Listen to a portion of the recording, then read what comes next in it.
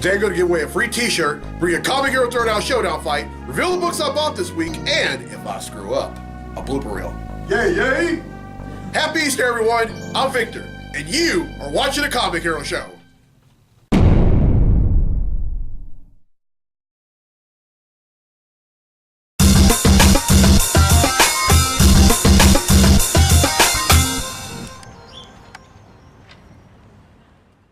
Welcome to this week's edition of the Comic Hero Show. I'm your host, Victor Nunley, and I am the Comic Hero. Coming to you from Clint's Comics right here in Monroe, Louisiana. And this weekend is Easter weekend. I mean, Friday is Good Friday, and then Sunday is Easter Sunday. Now, I'm a firm believer of the true meaning of Easter, that on Good Friday, Jesus was crucified, and then 2 days later, he rose from the dead. This is an Easter-themed Comic Hero tee. This is going to be the last time that I wear this one because I'm going to make another one for next year. Now that I'm screen printing t-shirts.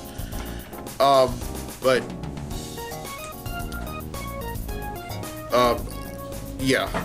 All right. It's time to give away a free t-shirt.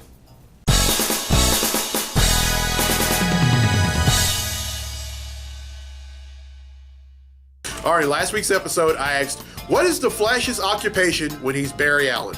Well, the correct answer is a forensic scientist. And 8 people answered correctly, and because they've answered correctly, their names have been entered in the drawing for a free tee, and that takes place right now. So, the winner of the free tee for this week's episode of the show is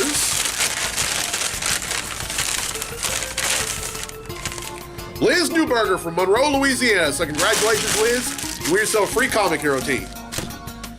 All right, here's the question for next week's episode. In the 1980s, when the Hulk was gray-skinned, what was his nickname, or what did he go by? Everyone who answers correctly will be entered in a drawing for a free tee in next week's episode of the show. Now, D'Angelo Blue from Warren, Ohio, has requested a Comic Hero Throwdown Showdown fight, and this one features an unstoppable force and an unmovable object going up against an unstoppable force, going against someone else who's an unstoppable force, rather, who just can't seem to keep his mouth shut. Representing DC, we have Dr. Manhattan. And representing Marvel, we have Deadpool. These two are going to duke it out in a segment I like to call The Comic Hero Throwdown Showdown. Welcome to the Comic Hero Throwdown Showdown. Today, it's Dr. Manhattan versus Deadpool. Dr. Manhattan possesses omnipotence, atom manipulation, teleportation, super genius intelligence, atomic energy projection, invulnerability, perfect memory, extrasensory and visual powers, dimensional travel, precognition, self-duplication, and self-sustenance. Deadpool is a skilled marksman, swordsman, and hand-to-hand combatant who possesses regenerative healing factor, extended longevity, utilizes magic satchel and devices granting teleportation and holographic disguises. Who will win? Dr. Manhattan did his homework on the Merc with the Mouth. Instead of just fighting in a majority of the fight, he just stands there. Deadpool uses a heavy amount of artillery against Manhattan. No avail. He then uses swords to cut Dr. Manhattan, but this doesn't work either. Deadpool, very annoyed, asks, "Why don't you just fight me? Or more importantly, why don't you just die?" He then tries to be astute and points out the fact that Dr. Manhattan is naked. He pulls out his Glock and says, "I guess since you decide to stand there and not fight back, you probably won't mind if I make a woman out of you." Dr. Manhattan then makes duplicates out of himself, and each one rips off Deadpool's head and limbs. Each dupe then travels to different dimensions and leaves each limb there. Dr. Manhattan then says, "I know we'll be able to kill this guy, but at least I'll get rid of him long enough to walk away from this annoying fight." You'd think Dr. Manhattan would win this fight, but Deadpool's torso will find a way to teleport to every dimension and find every torn off limb. This fight ends in a draw, and that concludes this fight on the Comic Hero Throwdown Showdown.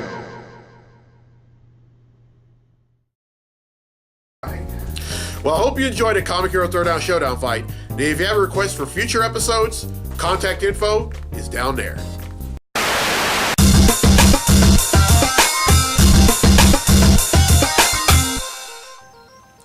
Hey everyone. Now there was this one book that I couldn't find here in Monroe or West Monroe and in the Shreveport, Bossier City. I mean, nowhere in North Louisiana could I find this book. I had to order it online. And the name of that book is The Clone Conspiracy number 5. This is it, folks. This is the conclusion, the last issue of the Spider-Man miniseries. Now in this book, there have been Spider-Man characters who have died coming back as clones. And now when you think of clones and you think of Spider-Man, the first thing you think of is the Jackal. Now the Jackal has something to do with this. However, it's not Dr. Miles Warren. Instead, it is Ben Reilly. That's right, he's back as a clone as well. And what he's doing is that all the clones, in order for them to stay alive, they have to take some kind of pill. If they don't, then they become decayed and they dissolve. Well, Otto Octavius, who had just come back from the dead himself, he had triggered this sonic frequency, and it caused everyone, including those who are not clones, to start dissolving as well. And start decaying, rather. Will Spider-Man be able to save everyone before they eventually dissolve? It all ends here. Alright, with that book, that brings the total number of comics that I bought since December of 1997 to 7,872.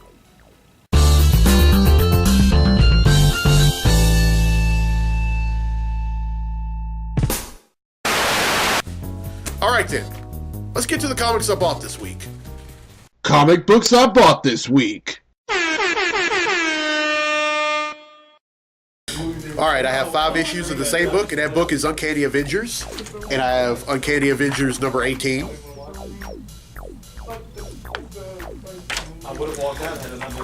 Uncanny Avengers number 19.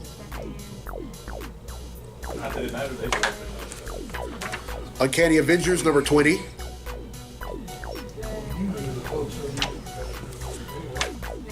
Uncanny Avengers number 21.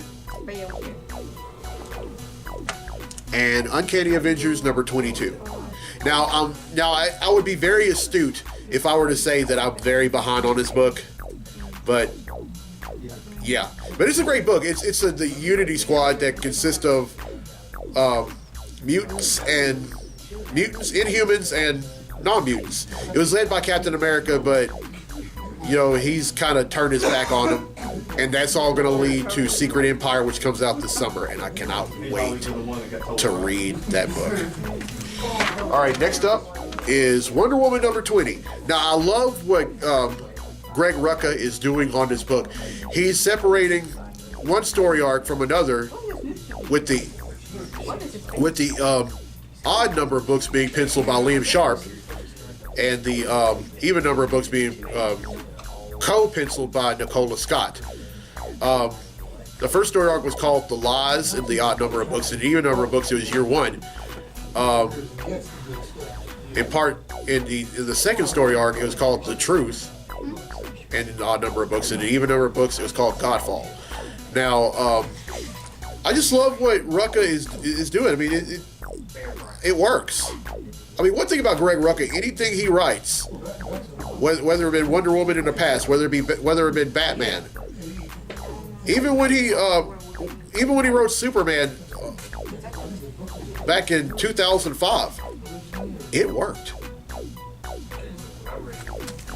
All right, speaking of Superman, next up is Action Comics number 977. This is an aftermath issue from the Superman Reborn story arc that just finished up last month, and if you're just now watching this show for the first time, the Superman of the New 52 universe, well, the Superman and Lois of the New 52 universe rather, and the Superman and Lois from the pre-Flashpoint universe have merged together, and now they're one. So they no longer have to masquerade as this fake couple living in Hamilton County.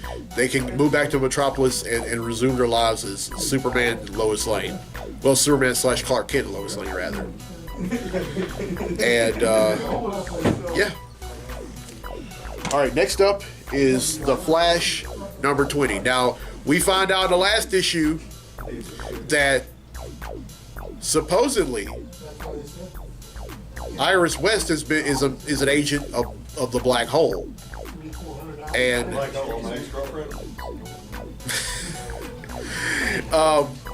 and both the Flash and Kid Flash are very disturbed by this. So this is a continuation of that. All right. Next up is Hal Jordan, the Green Lantern Corps, number 18. This is part 1 of a new story arc entitled Prison of Time. Now, it's kind of weird because you have both the Green Lanterns and the Sinestro Corps they're pretty much working together. Which, for years they used to be at each other's throats. But then when you have members of the Green Lantern Corps like Hal Jordan, Kyle Rayner, John Jones, Guy Gardner, and Kilowog, bunch of heavy hitters. Very good book. All right, next up is Star Trek Boldly Go, number 7. Now, this book pretty much picks up where Star Trek Beyond left off. Now, in the first story arc, they go up against the Borg and take them down, but at a cost. They ended up going into a neutral zone, which is a no-no because that's no man's land because of the Romulans. The Romulans, and this isn't just about any Star Trek universe. If you cross into the neutral zone into Romulan territory, you're asking for trouble. And then we also find out the origin of Keela, who is the alien that the crew of the Enterprise befriended in Star Trek Beyond. And then we find out about some transfers to other ships from the Enterprise while the Enterprise is still being rebuilt. And this is a continuation of that. All right, next up is Weapon X number 1. I'm very pumped about this because you have Old Man Logan, you have Wolverine.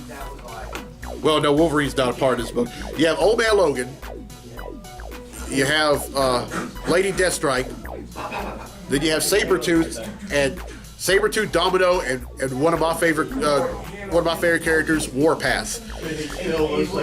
This is, the X-Men have always been the team that fought to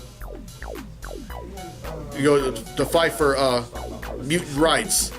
This is a team that's going to do the heavy hit. That's not going to be afraid to get their hands dirty nor bloody.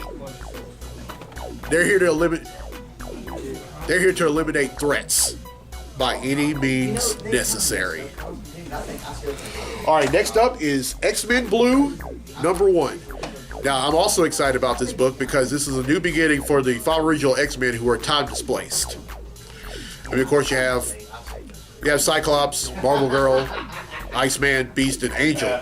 The only difference is Marvel Girl is leading the team. I was like, oh, you did? Because I was already... And rightfully so, because seeing her in this current Marvel universe really makes a lot of sense for her to be leader. And then during her time in the current Marvel universe, she has developed new power sets that the previous Jean Grey didn't have. Can't wait to read this. All right, next up is Captain America Sam Wilson, number 21. Now, this is the last issue of the book before Secret Empire. And in past issues, he's been struggling with being Captain America. Some of the backlash that he's gotten, dating back to the very first issue when he's got a lot of backlash because he's taking political stances.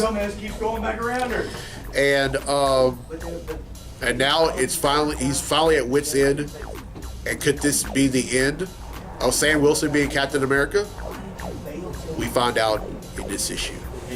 All right, next up is The Amazing Spider-Man number 26. This is part 2 of the Osborn conspiracy. Now, I'm still a little behind because because as you just saw in the pop-up issue that I did, or the pop-up scene that I did rather, I just had the Clone Conspiracy number 5 come in the mail.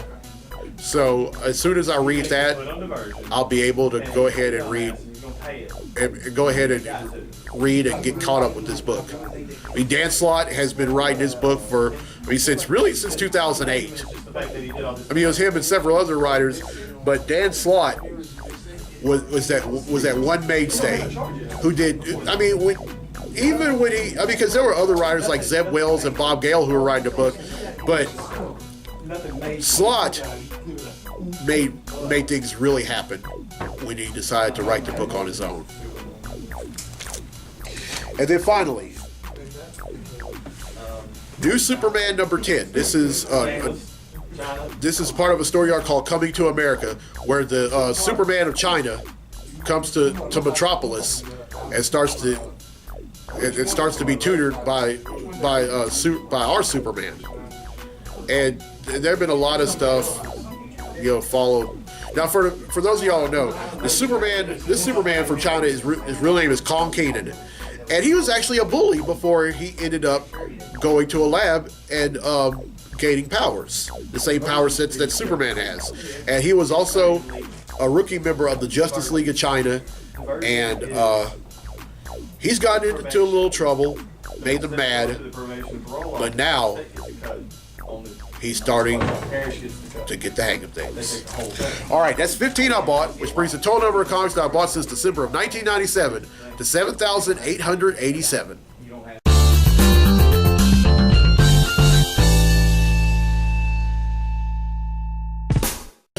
All right, well, I hope you enjoyed this week's episode, and here's a question again for a free tee for next week's episode. In the 1980s, when the Hulk skin was gray, what name did he go by? Everyone who answers correctly will be in the drawing for a free tee in next week's episode of the show. And congratulations to Liz Newberger for winning a free tee in this week's episode. All right, it's birthday time here on the Comic Hero Show, and I want to wish a happy birthday this past Monday to a good friend of the store, Adrian Gowan. And I want to wish a happy birthday tomorrow to one of my classmates from Homer High School, J.W. Brookshire.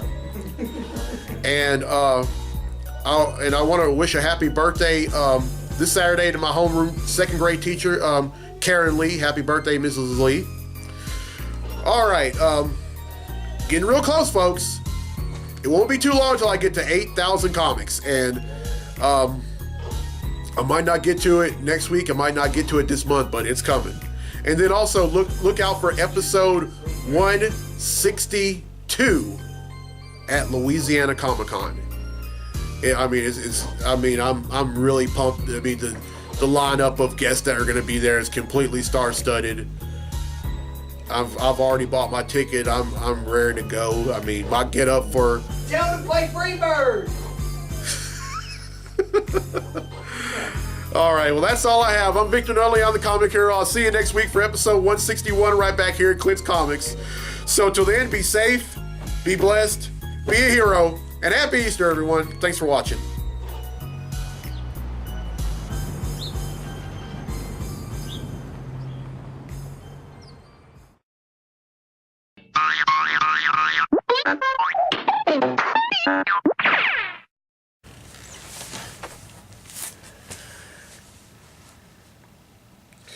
Hey everyone. Now last week I ended up ordering this one book offline.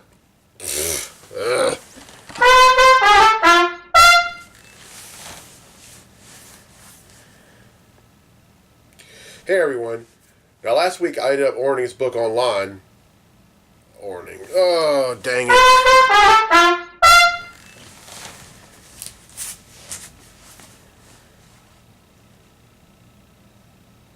Hey everyone. Now there was this one book that I couldn't find on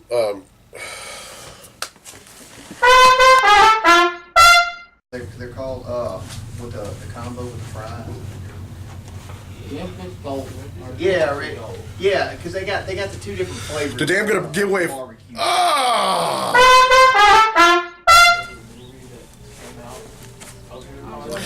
right, first up are 5 issues of the same book, and that book is Uncanny Avengers, and I didn't get these in any order. That's another blooper reel.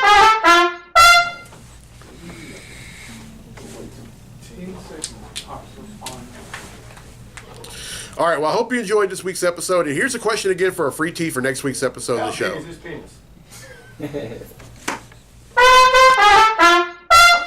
See, I'll make my jokes, and then I'm done. I'll let Vic do his thing. I'll be good. I couldn't help myself on that last one. It was just too easy.